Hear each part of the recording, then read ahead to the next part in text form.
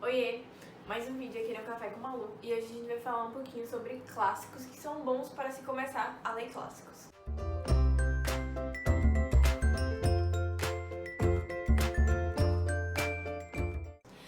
Eu comecei a ler clássicos há algum tempo, mais ou menos em 2014, 2015, mas foi uma coisa muito passageira na época. Eu li porque eu tinha curiosidade de ler, mas não necessariamente eu entendia. E depois eu fui perceber que eu comecei por clássicos bem difíceis. Um dos primeiros livros que eu li foi Os Irmãos Karamazov, do Dostoiévski, que é assim, gigantesco, enorme, complexo, e que eu li em 2014, se eu não me engano.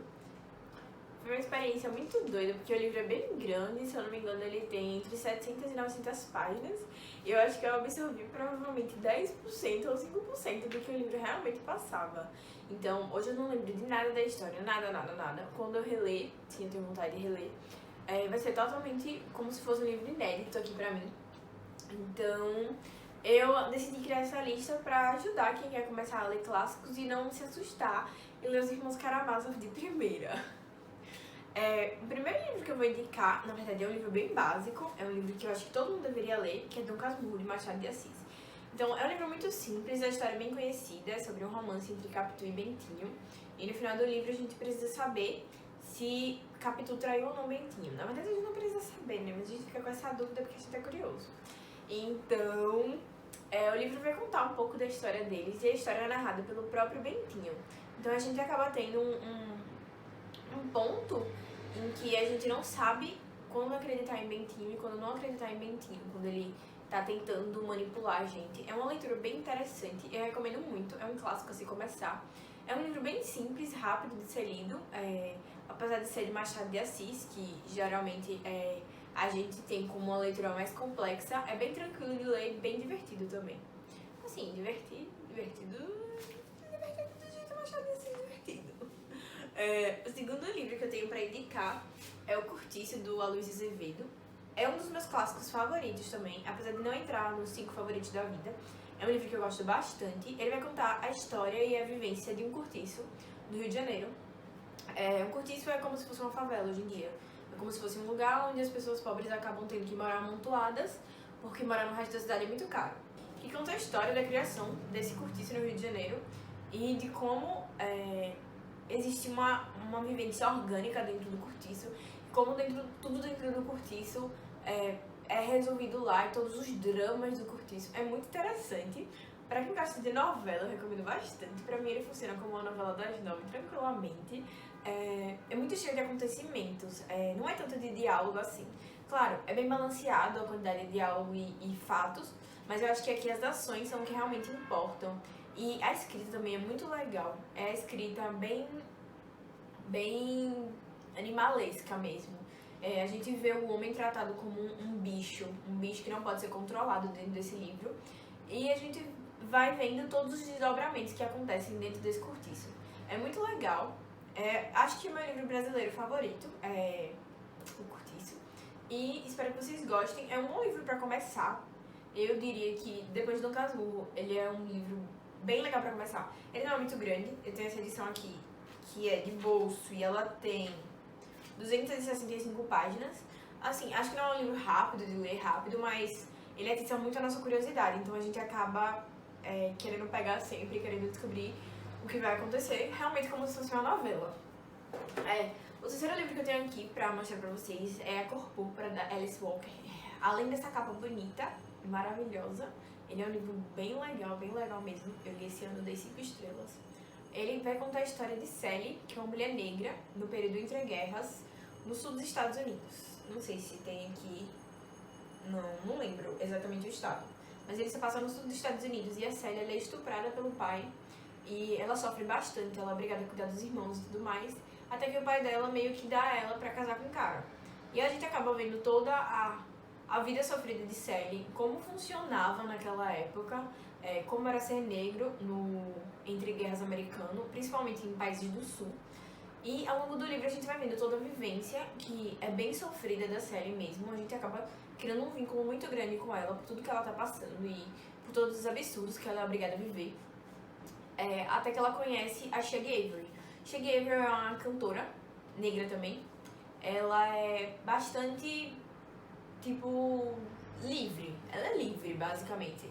Ela não liga muito pras amarras, ela não acredita que ela deve viver dentro de casa, cuidando de homem nenhum e tudo mais.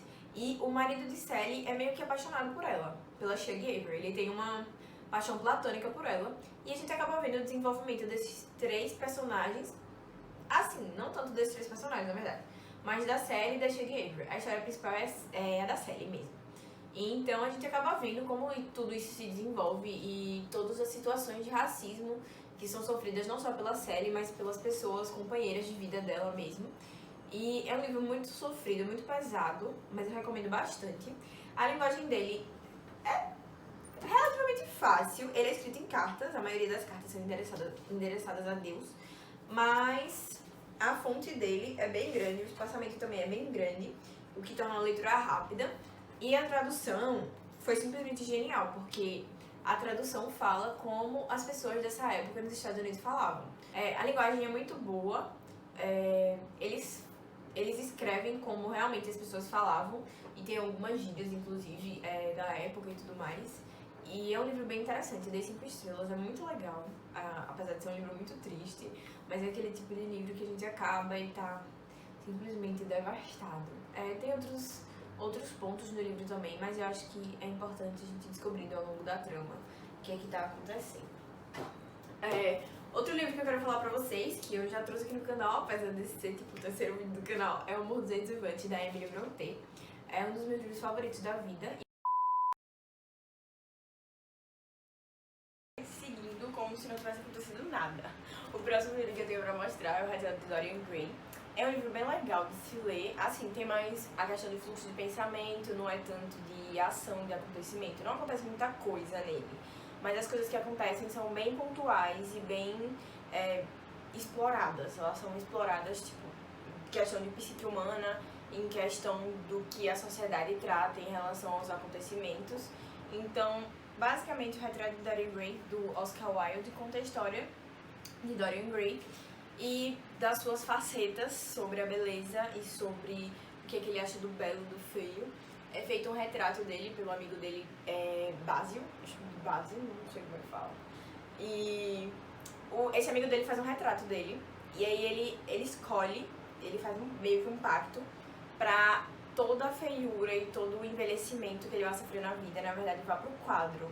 Então ele deseja ter uma beleza eterna.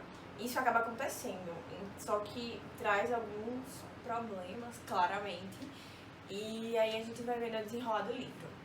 Eu li em inglês no original, gostei bastante da experiência, foi bem legal.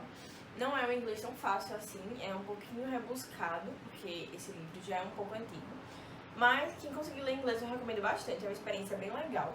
Eu particularmente gosto de livros com mais ação, com mais questão de acontecimento, com o acontecimento em si como a coisa principal.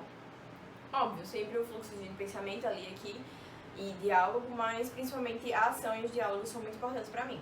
Então, eu dei 4 estrelas ou 3 estrelas e meia, justamente porque ele tem muito fluxo de pensamento. E é uma coisa que, não que eu não goste, mas eu preciso ler um pouco pra me acostumar. E tenho vários problemas com isso em relação a alguns livros que eu já li. Misters Dalloway, essa é pra você.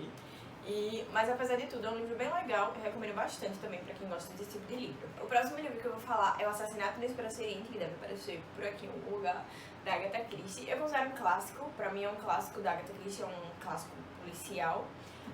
Conta a história de um assassinato no Expresso Oriente, literalmente. Esse livro vai contar a história de um assassinato que acontece num trem, em que todas as pessoas dentro do trem são suspeitas. Então, é uma pessoa muito odiável que morre, eu esqueci o nome do cara, tem até um filme, mas eu não assisti o filme ainda, que interpreta o cara de Johnny Depp. Então, é um personagem bem odiável, e aí a gente acaba tentando descobrir quem matou, porque, tipo, depois a gente acaba vendo que todas as pessoas que estão dentro do trem têm algum tipo de motivação, aparente ou não, pra querer a morte desse cara. Então, o Hercule Poirot, que é o detetive um dos detetives principais da Agatha Christie, acho que é o principal, ele entra nesse trem, eu não lembro se ele já tava no trem ou se ele chega pra investigar. Eu lembro que, tipo, o trem tem que ficar parado por causa de uma nevasca, alguma coisa assim. E ele tem que investigar esse caso. Foi o primeiro livro da Agatha que eu li, e é bem interessante. a gente acaba conhecendo muito a fórmula Agatha Christie de escrever, que ou você ama ou você odeia. Eu particularmente amo, acho fantástica, porque todos os livros dela têm uma premissa bem parecida. Acontece um assassinato, e aí a gente geralmente está em um ambiente fechado, uma casa no meio de uma nevasca, um trem, um navio, alguma coisa assim. A maior parte dos livros dela são assim, e a gente tem que descobrir quem foi o assassino. Como eu já disse, eu gosto muito, muito dessa fórmula, acho bastante interessante. E pra mim, O Assassinato do Expresso Oriente é um dos livros mais emblemáticos dela. É um ótimo livro pra se começar e pra descobrir se você ama ou se você odeia Agatha Christie. O próximo livro que eu vou falar, o último da lista, é A Revolução dos Bichos, do George Orwell, que também vai aparecer por aqui. Como eu já falei em um vídeo passado, acho que o primeiro vídeo do canal, é um dos meus livros favoritos da vida, e ele é meio que uma sátira do pós-guerra e das questões russas. Então, a gente vê uma fazenda que ela é cheia de animais e os animais querem tomar o controle. E aí a gente vê esse estilo de sátira. Eu já falei nele em outros vídeos, então é um livro bem interessante, um livro bem legal de se ler. É bem curtinho, bem rapidinho, dá pra ler em uma sentada fácil. E esses são os clássicos que eu acho legal pra gente começar a ler os clássicos. Então, se você quer se aventurar nesse mundo, eu particularmente amo todos os meus livros favoritos, quase. 3 dos meus livros favoritos, 4 na verdade, são clássicos, então eu sou suspeita pra falar, mas eu adoro. E acho que um erro que eu tive na vida foi começar querendo ler livros muito difíceis, muito complicados, que não rolou. Aí eu me afastei um pouco dos livros clássicos justamente por isso, porque eu comecei pelo mais difícil. Pelo mais difícil não, né? Por um dos mais difíceis, que foi Os Irmãos Karamazov, literatura russa no geral, na verdade. Então, eu recomendo muito começar por esses livros. Acho legal a gente pegando os clássicos realmente mais clássicos, os mais populares, pra gente poder desenvolver isso e começar a se aprofundar mais nesse mundo. Espero que vocês tenham gostado desse vídeo. Se vocês gostaram, curtam, compartilhem. E é isso, até o próximo vídeo.